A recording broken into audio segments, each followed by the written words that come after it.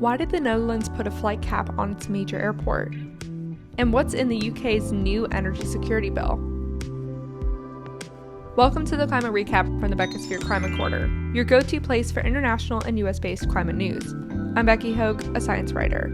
Today is Friday, July 8th. Let's jump right into the news you need to start your day.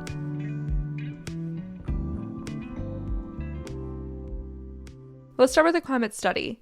A new study published in the Journal for Cleaner Production found that global mining operations for fossil fuels, metal ores, and mineral resources cause up to $3 trillion or 2.5 billion pounds in environmental and health damages worldwide every year, mainly in the form of greenhouse gas emissions, acidification, and particulate matter. Coal and steel are the main sectors that produce harm. In fact, fossil fuel mining is responsible for half of that cost. And this study wasn't looking at fossil fuel combustion at all. In 20 countries, including Rwanda, Gabon, Madagascar, and Afghanistan, the environmental costs outweigh the economic gains. For humans, mining pollution can result in respiratory illnesses and skin conditions in children. For the environment, mining can result in loss of biodiversity, land degradation, and increased air and water pollution. For most countries, costs sustained by mining practices result in an equivalent loss of more than $500 or 240 pounds per employed person. Put another way, the overall environmental costs of extracted industries result in a loss of at least 0.5% of global GDP a year, and this is expected to rise to 6.4% as it continues to contribute to climate change. Iron is the most emissions-heavy item to mine, with coal, magnesium, crude oil, aluminum, and manganese being the next emissions-intense by order. So overall, it appears that most countries economically benefit from mining when just accounting for domestic costs, but add climate change impacts to the picture and few countries still disproportionately benefit.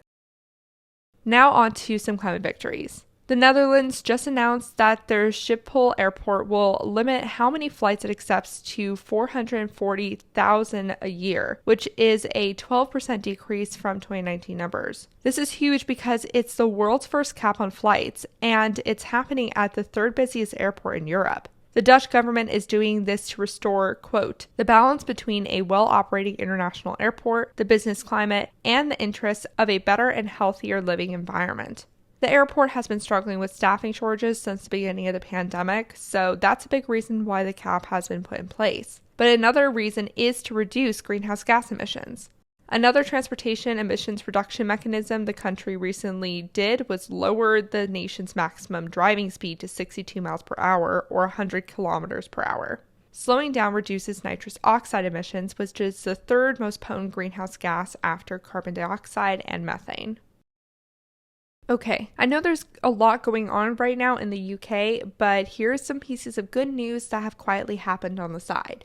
The Parliament just received a new energy security bill that prioritizes decarbonization and diversification in an effort to lower energy prices for consumers. It will likely become law soon. It includes 26 measures to, as the government says, help drive £100 billion or $119 billion of private sector investment into industries to diversify Britain's energy supply and create around 480,000 jobs by 2030. The bill will establish a new independent system operator to coordinate and plan Britain's energy system. It will also extend the cap on retail energy prices beyond 2023, which limits how much an energy supplier can charge for their product. It will also work to encourage the adoption of heat pumps over gas boilers. What this bill does not say is that it will close its remaining coal-fired power plants by 2024, though, which the government promised last year it would do. They even said they'd shrine it in law. Well, here was their chance, and they didn't.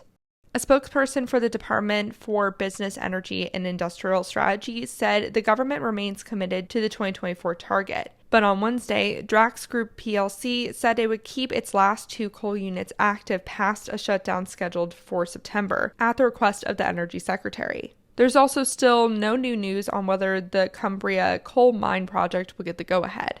The decision's been delayed. Anyways, let's get back to another UK-based climate victory story. The UK has also held another round of subsidy auctions for clean energy. It secured a record 11 gigawatts worth of projects, which will be enough to power about 12 million homes. The UK government sold the permits at record low prices as well. The largest portion of these projects, 7 gigawatts, is in offshore wind. These projects are not related to the ones the Queen Estate announced 2 days ago, as far as I understand. The UK government has a goal of building 50 gigawatts of offshore wind capacity by 2030. Now on to a climate fail. The head of the International Energy Agency warns that the global solar supply chain is too heavily reliant on China to ensure a secure supply conducive to global decarbonization. The world needs to double its production of key solar building blocks by 2030. If you want to learn more about what makes solar panels, check out the Beckisphere video on solar tariffs. Ideally, this new production won't be in China, but right now that's not the trend. China makes over 80% of the solar building blocks and is expected to make 95% soon, leaving the industry at Russia levels of vulnerability. However, I think it's important to note that unlike Russia, countries will rely on China for the solar ramp up, but once solar energy is installed, it won't need constant input from China as you need constant flow of fossil fuels from Russia. That being said, the rest of the world should reduce its reliance on China for those products, in case some extreme weather event or pandemic shuts down production there. Not to mention, 40% of China's made polysilicon is linked to Uyghur forced labor camps. The only European country that produces a solar building block at a low enough manufacturing price to be competitive with China is Sweden with wafers. Let's end with one last piece of climate news.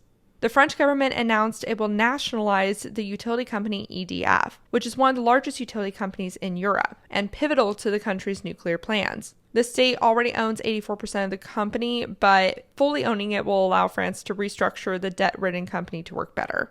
EDF is notorious in France and Britain for taking way longer and way more money to build nuclear plants than is estimated in the beginning. But France sees nuclear as an essential tool for reducing its reliance on Russian fossil fuels. Buying the rest of the company would probably cost the government about £5 billion. And that was your climate news for Friday, July 8th. If you like the work I do, please follow this podcast, give it a 5-star rating, leave a review, and consider checking out the Beckisphere Climate Corner YouTube channel. Remember to talk about the climate crisis every single day and to support your local news organizations. Have a good weekend.